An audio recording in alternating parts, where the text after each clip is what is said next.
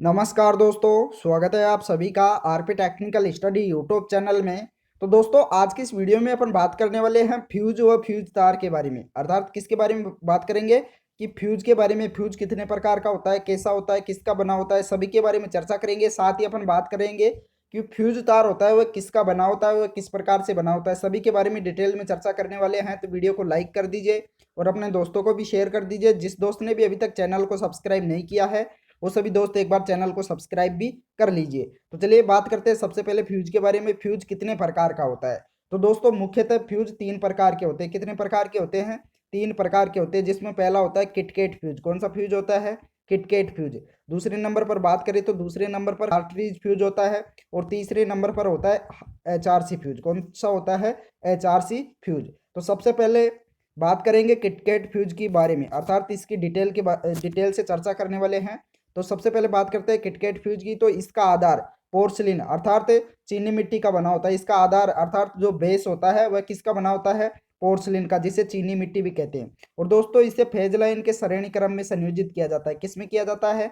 इसे श्रेणी क्रम में संयोजित किया जाता है, जिसका टॉप होता है जो पोर्सिलिन अथवा बेकेलाइट का बना होता है। किसका बना होता है? या तो पोर्सिलिन का बना होता है या फिर बेकेलाइट का बना होता है। दोस्तों, अब बात करते हैं कि फ्यूज तार होता है। इस फ्यूज में जो तार होता है वह टिन व शीशे के मिश्रण से बना रांगे का तार उपयुक्त होता है। इसमें कौन सा तार लगाया जाता है? रांगे का तार लगाया जाता है, जो कि टिन व शीशे के मिश्रण से बना होता है, जिसमें टिन की मात्रा होती है 63% और शीशे की मात्रा होती है 37%। इस प्रकार से बना होता है। अब बात करते हैं अगले पॉइंट की। तो दोस्तों, किटकेट फ्यूज में तार के पिघलने पर इसमें पुनः दूसरा तार स्थापित कर दिया जाता है। अगर तार पिघल जाता है अर्थात फ्यूज उड़ जाता है तो इसमें दूसरा तार स्थापित कर दिया जाता है। अब बात करते हैं कि ये फ्यूज होता है, किटकेट प्रकार का फ्यूज होता है। इसका उपयोग कितने वोल्टेज तक कर सकते हैं? तो दोस्तों, इसका उपयोग सामान्यतः 230 वोल्टेज व 400 वोल्टेज क्षमता के सभी लोड के लिए किया जाता है। कितने वोल्टेज के लिए किया जाता है? 230 वोल्टेज व 400 वोल्टेज लोड के सभी क्षमता के सभी लोड के लिए इसका उपयोग किया जाता है। अब बात करते हैं कार्ट्रिज प्रकार की फ्यूज के बारे में। तो दोस्तों, यह पूर्णतः वायुरुद्ध प्रकार का फ्यूज होता है। किस प्रकार का होता है? यह वायुरुद्ध प्रकार का फ्यूज होता है और इसमें कांच के आंतरिक सतह पर आवरण युक्त एक छिद्र रहता है। क्या होता है? एक आवरण युक्त एक छिद्र रहता है, जिसमें अंदर कागज स्थापित रहता है। अंदर क्या रहता है? इसमें कागज स्थापित रहता है। और अगर फ्यूज सामान्य अवस्था में है, फ्यूज क्या है? सामान्य अवस्था में है, तो कागज का रंग कैसा रहता है? सफेद रहता है। और अगर फ्यूज जल जाता है तो कागज का रंग काला हो जाता है। कागज का रंग कैसा हो जाता है? काला हो जाता है। तो अगर जो अंदर इसमें कागज स्थापित रहता है तो अगर वह सफेद रंग का है तो इसका मतलब सामान्य अवस्था में है फ्यूज।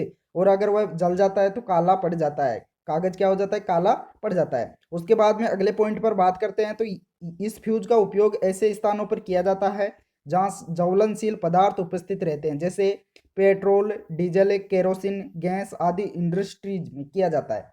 कौन से प्रकार का फ्यूज? कार्ट्रिज प्रकार के फ्यूज का उपयोग कहाँ किया जाता है? जहाँ ज्वलनशील पदार्थ उपस्थित रहते हैं वहां पर इस प्रकार के फ्यूज का उपयोग किया जाता है, जहां पेट्रोल, डीजल, केरोसिन गैस आदि इंडस्ट्रीज में किया जाता है। अब बात करते हैं HRC फ्यूज के बारे में। तो दोस्तों, जो HRC फ्यूज होता है उसका फुल फॉर्म होता है हाई रप्चरिंग कैपेसिटी फ्यूज। क्या होता है? High rupturing capacity fuse.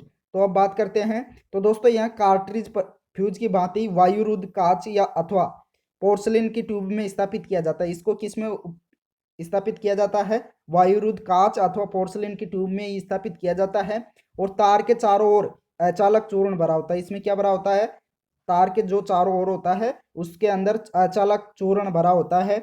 और HRC फ्यूज की विशेषता क्या है कि यह निर्धारित विद्युत धारा मान से लगभग दोगुनी विद्युत धारा भी कुछ क्षणों तक सह कर सकता है। क्या कर सकता है? सहन कर सकता है। अर्थात लगभग दोगुनी विद्युत धारा बहने पर भी यह कुछ क्षण तक उसको सहन कर सकता है। और अगर बात करें HRC फ्यूज का उपयोग, तो दोस्तों उच्च क्षमता वाली विद्युत भट्टियों में किया जाता है। HRC फ्यूज का उपयोग कहाँ पर किया जाता है? उच्च क्षमता वाली भट्टियों में इसका उपयोग किया जाता है। अब बात करते हैं तो कहाँ पर करते हैं। तो दोस्तों, उच्च धारा के वितरण केंद्र होते हैं उन पर इसका उपयोग किया जाता है। कौन से प्रकार का फ्यूज का? HRC फ्यूज का। तो हाई रप्चरिंग कैपेसिटी फ्यूज का उपयोग कहाँ किया जाता है? उच्च धारा के वितरण केंद्र पर इसका उपयोग करते हैं। दोस्तों, अब बात करते हैं फ्यूज तार के बारे में। किसके बारे में? फ्यूज तार के बारे में।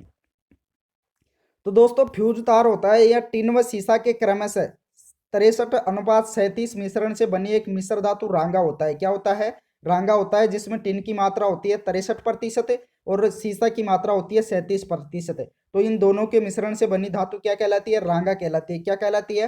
रांगा कहलाती है। तो रांगे का फ्यूज तार किसका उपयोग किया जाता है? रांगे का। अब बात करते हैं कि फ्यूज तार को किस श्रेणी में जोड़ा जाता है।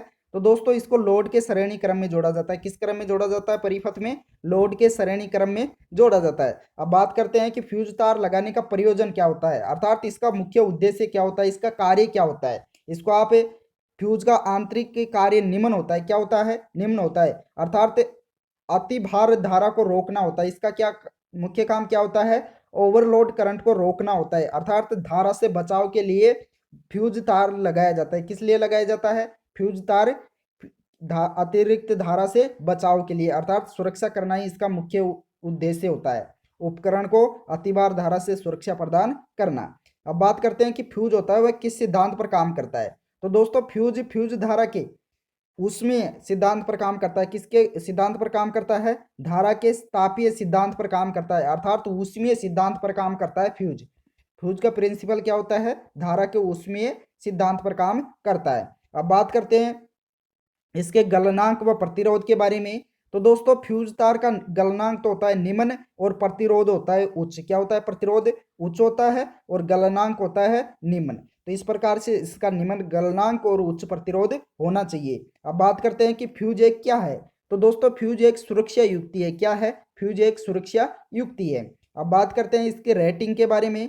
तो दोस्तों जो फ्यूज होता है उसकी रेटिंग होती है लगभग 1.5, जिस कई बार एग्जामों में 1.6 भी लिखा हुआ होता है या 1.23 भी लिखा हुआ होता है। तो इस प्रकार से इसकी रेटिंग होती है, अर्थात जिसे निर्धारण गुणांक भी कह सकते हैं। क्या कह सकते हैं?